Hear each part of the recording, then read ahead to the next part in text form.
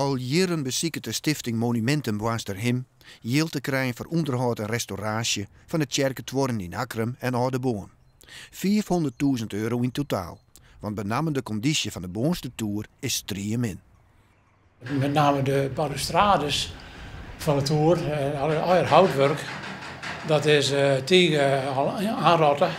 Dus er moet een heleboel aan gerepareerd worden. En met name deze grote klok, dus een klok is 1526, die weegt 1420 kilo en die is ernstig beschadigd.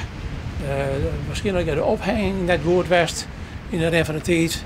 De klepel is de hut, daardoor is er aan de binnenkant beschadigd, te volle uitslieten. En dan wordt het te tin en dan reed het in.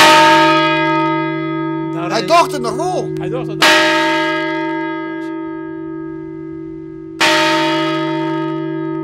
En dan wil je hem graag in ere herstellen. Ja.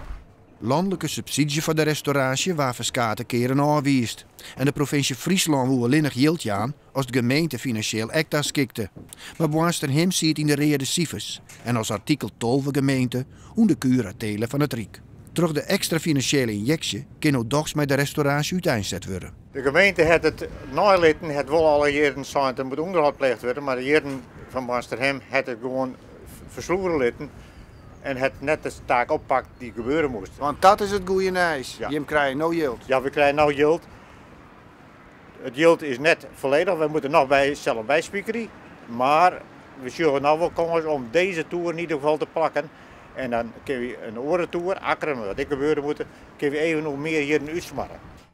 En daarmee komt de subsidietassissing, nevens de Monumentenstichting, correct op tijd. Je moet er natuurlijk net aan denken dat de hele boel instort.